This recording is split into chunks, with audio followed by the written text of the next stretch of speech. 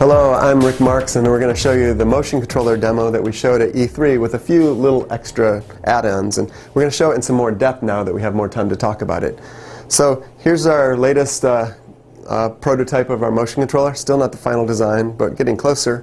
And we're showing, again, you can see video of me coming from the PlayStation Eye. PlayStation Eye is just set by the TV. Should be kind of roughly torso height. Doesn't matter exactly. The system kind of can deal with that. And then I can switch into virtual mode, and you can see the controller move one-to-one with my motion in the video there. You see me in the video, so you can see that it does what I do. And if we zoom in a little bit closer here, I can actually show you even more one-to-one. You can see the video better and my motion better. So again, zoom in, zoom out. It's in 3D. So we get all the different rotation angles. You can see I'll have to show you the twist by going really slowly here. But all the different rotations and the X, Y, Z position. And these are the kind of things we didn't get to go into in as much detail during the E3 demo. I can switch to a different object, so now I'll switch to like a tennis racket. And now you see the virtual tennis racket moves when I move the controller. And if I switch into a video view, because we have video of the player, we can actually overlay graphics onto the video. And because the object actually is being tracked by the camera, the way we overlay the video is perfect because it's using the video information for the tracking. So everything matches up perfect. That's why the tennis racket stays in the video just like that. Then another really neat thing about our system is it's an absolute tracking system.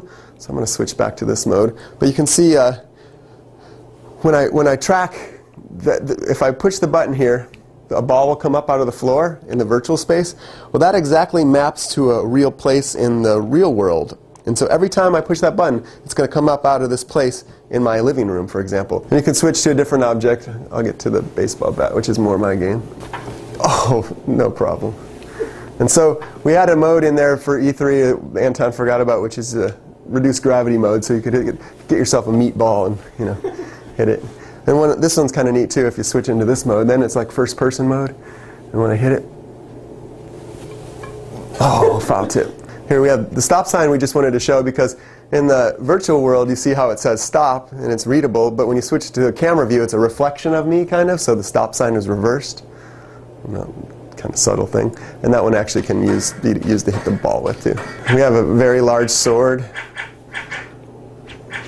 which all games should have. And this is kind of a throwback to an old demo we did with tracking with the ball and a chain. So the ball kind of has this mass. And here we can shine. There's where we're going to do some drawing later. Some painting over there. And there's the other objects. So you see the flashlight. It's really tracking me in position. So when I move in position, it actually knows where the flashlight is and it knows where it's pointed. So it has all the different information. And same thing for the gun. You can point the gun, shoot it, and also you can move around and step. And as you might remember from E3, you can switch into the first-person shooter mode. And then you can see I'm in that virtual room looking like out, just like out of a camcorder or something, and I can shoot these little virtual bullets. And the faster I move, the faster it actually moves me in the virtual world. We're really just showing capabilities here, and we expect the game developers to come up with crazy games that can use all this capability. And again, you can go into the first-person shooter game, see how good I am with this shot. Oh yeah, shot the eye right off the top. Okay, and so the very last thing that we made out of this is that we wanted to have a glowing controller with a handle, and we wanted to make something that would glow, so we made what we call the plasma whip. So you can reach back and snap it, and wherever you snap, that's where the whip actually goes. And you can extend and retract the whip using the trigger. This demo was actually intended to be shown 2 players, so I have Anton here. Hello again. So actually Anton showed this by himself at E3 where he had to control it with 2 hands, but actually it was really intended to be done 2-player, each one with 1 hand. So you can pick up objects and you can kind of do them together, stack them up. So this is like just a giant sandbox. You can play together and pick things up and do things. Oh, nice. There's really no aim to this. It's not a game. It's just showing you that you can move things around and stack them and drop them. You can actually reach out and grab that camera there just to show you can kind of grab anything in the world, in this world. This is the dominoes demo, which is kind of another drawing technology demo, but actually lets you use drawing to kind of do more interesting things. So these dominoes we can just stack or lay out by drawing. The really neat thing that we didn't get to show at E3 for this demo was Anton actually added a whole nother part to this demo, but we kind of ran out of time, and well, let's just show you. Here you go. So the dominoes can actually just rearrange themselves into these snakes. You have to switch sides. I'm supposed to be on the right when we battle. So you can see these snakes are made out of the dominoes we laid out. So we can actually duck in and carve around. And the snakes actually, you have full control over the way they point and the way they duck. But abstract domino snakes, you know, maybe you want something a little bit more realistic, so we can switch it to these bone snakes. And then if you know how, you can actually turn on the fire of the snake and tick, tick.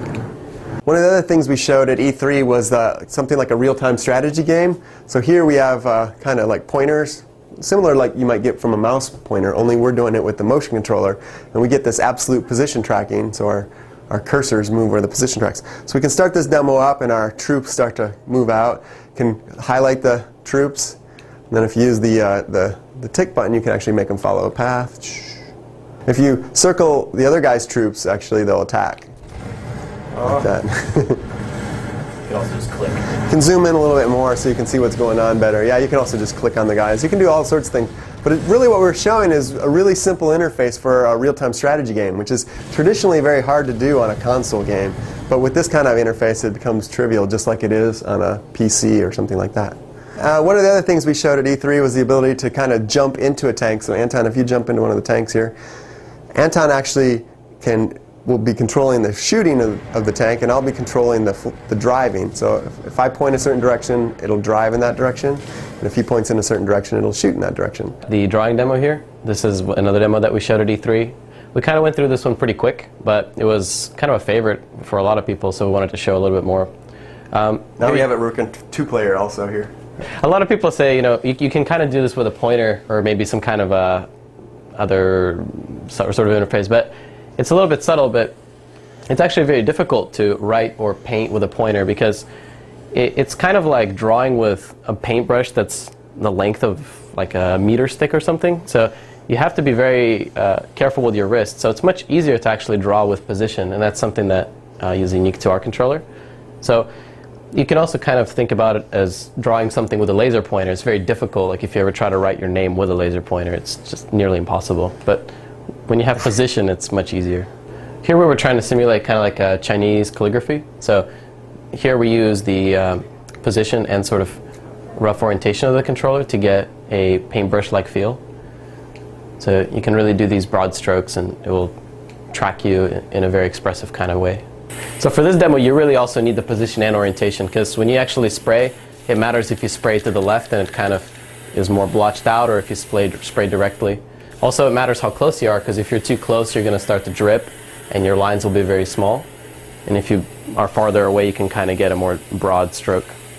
It also matters to have a really precise analog control so that you can really control the amount of paint you can put down.